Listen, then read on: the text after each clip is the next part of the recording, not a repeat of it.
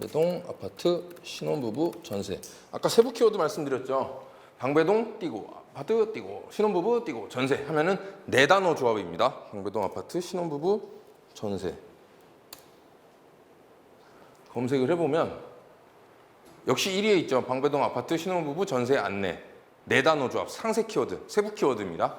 이거는 2018년도 4월에 쓴 글이에요. 글 쓴 지 1년 됐죠.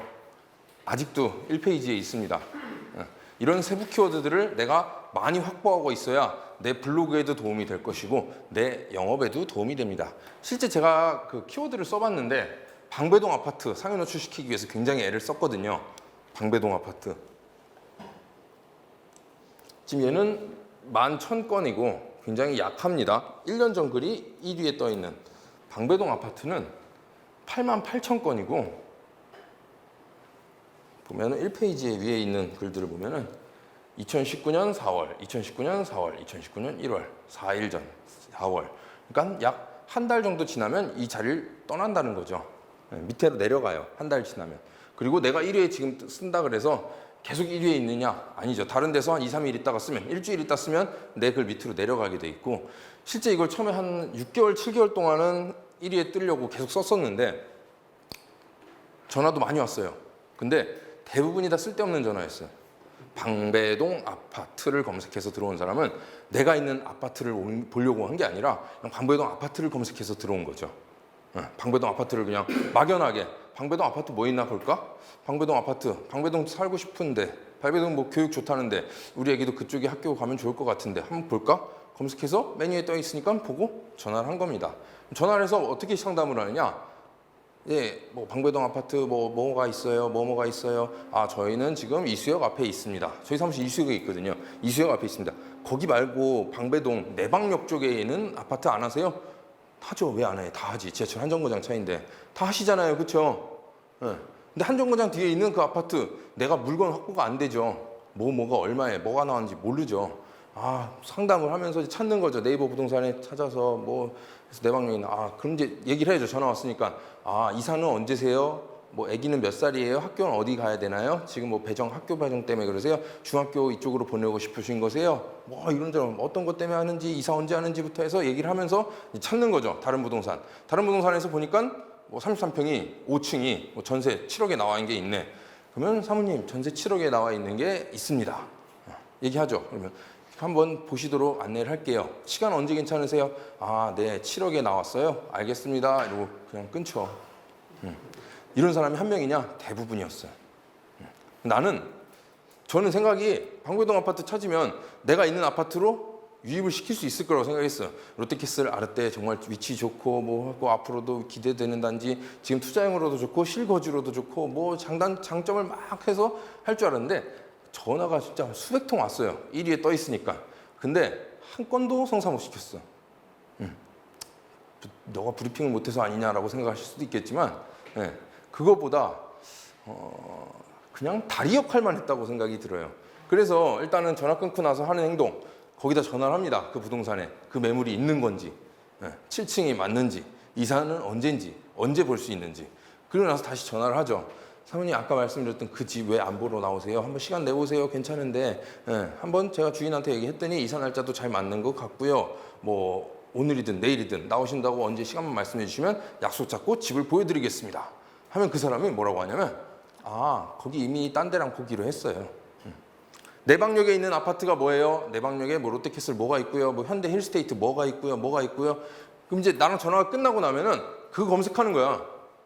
내방역 무슨 아파트, 롯데캐슬 로제, 뭐 롯데캐슬 뭐 저쩌고, 뭐 이수 힐스테이트 이런 다른 아파트를 직접 검색을 해서 거기 있는 부동산한테 또 다시 연락을 해서 약속 잡고 보는 거죠. 나는 열심히 다리 역할만 하고 있다는 생각이 들더라고요. 그게 깨달은 게 한 7, 8개월 만에. 왜 이거는 전화를 많이 오는데 일이 안 될까? 그래서 나서 얘를 과감하게 포기했습니다. 이 키워드를. 그럼 세부 키워드는 꼭 필요한 거냐? 세부 키워드는 일단 도움이 돼요. 내가 지수가 높지 않은 상태에서 광고 효과가 있어요. 웬만큼 쓰면은 어느 정도 블루 지수가 높지 않은 상태에서 세부 키워드를 쓰면 상위 노출이 됩니다. 생 키워드 이런 건 노출이 안 되지만 세부 키워드는 단어 조합은 상위 노출이 돼요. 그럼 얘는 계속 떠 있습니다. 그럼 이 키워드를 검색해서 들어오는 사람은 방배동 아파트 들어오는 사람과 방배동 아파트 신혼부부 전세를 검색해서 들어오는 사람 비교해보면 현저하게 떨어져요. 얘는 한 하루에 뭐 한 100명 들어올 때 얘는 하루에 한 두세 명 들어올 거예요. 근데 방배동 아파트 신혼부부 전세를 검색해서 들어오는 사람은 진짜 손님일 확률이 높습니다. 정말 신혼부부가 방배동의 아파트를 찾는, 전세를 찾는 사람들이 검색할 확률이 높아요. 그래서 그 수가 많지는 않지만 계약까지 갈 확률은 이게 더 높습니다. 그래서 세부 키워드를 많이 깔아놓는 게 왜 좋다고 말씀드리냐면 하루에 2명, 3명씩 글이 10개면 하루에 20명, 30명이 되는 거고요. 그 글이 100개면 하루에 200명, 300명이 내 고객이 되겠죠. 내 글을 만날 수 있는, 나를 만날 수 있는, 나한테 연락을 할 수 있는 손님이 하루에 200명, 300명이 될 수 있는 겁니다. 그래서 일단 블로그 마케팅, 블로그로 뭔가 광고를 해서 효과를 보고자 하신다면은 내 블로그 지수가 낮은 상태, 지금 뭐 지수가 높을 거 없죠. 뭘 한 게 있어요. 글을 열심히 썼거나 뭐 운영 기간이 길거나 해야 되는데 그렇지 않은 상태에서는 일단 광고 효과를 보기 위해서는 세부 키워드 전략으로 먼저 가셔야 됩니다. 그리고 나서 세부 키워드로 어느 정도 글이 좀 쌓이고 운영 기간도 늘어나고 내 블로그 지수가 높아지고 나면은 내가 알 수 있어요. 어떻게 아느냐?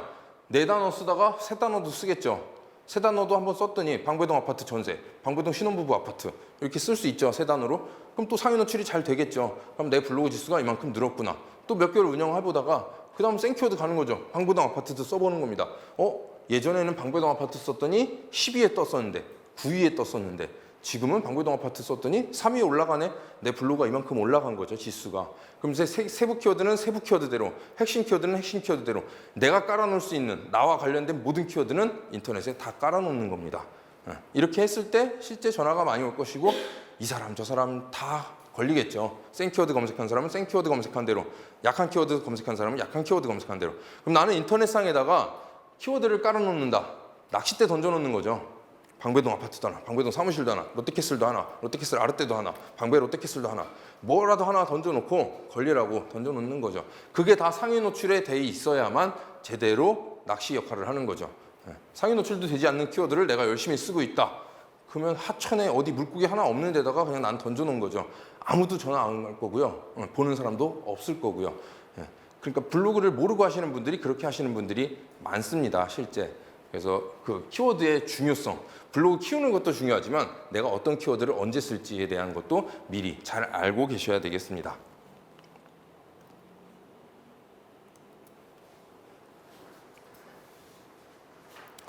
이거는 이제 제가 쓰는 거.